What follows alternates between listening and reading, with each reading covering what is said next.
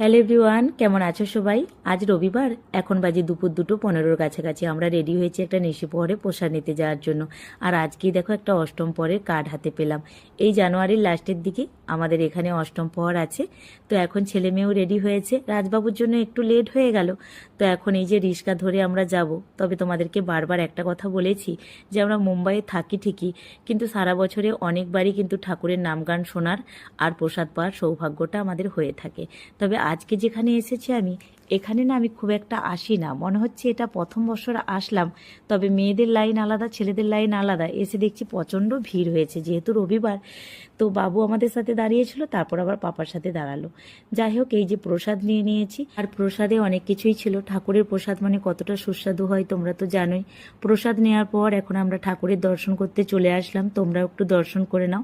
ঠাকুরের কাছে প্রার্থনা করি সবাই খুব ভালো থাকো, সুস্থ থাকো, আমরাও যেন ভালো থাকি। আর জানো তো, অনেকটা লম্বা লাইনে ভিড় ছিল, তো তাই প্রসাদ নেওয়ার পর ঠাকুরের কাছে আসতে পারলাম।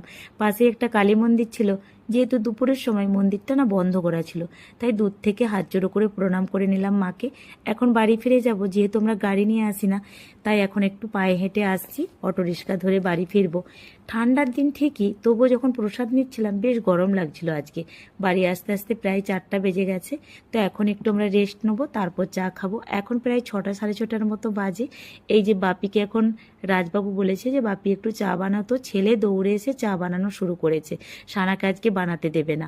আসলে কি বলতো, রাজবাবুর টি শার্ট আর এই যে প্যান্টটা, এটা বাবু আজকে পরেছে। দেখো বাবু কেমন লাগছে। তোমরা হয়তো অনেকে বুঝতে পারছো না যে কাকে আমি বাপি বলছি। আসলে সানাকে ওর পাপা ছোট থেকে বাপি বলেই ডাকে, যেটা হয়তো তোমরা এতদিন জানতে না। আমি ভিডিওতে সেভাবে কথাটা বলি নাই। যে রাজবাবু একটু ঘুমিয়ে গেছিলো, তো এখন আমরা সবাই মিলে চা খাবো।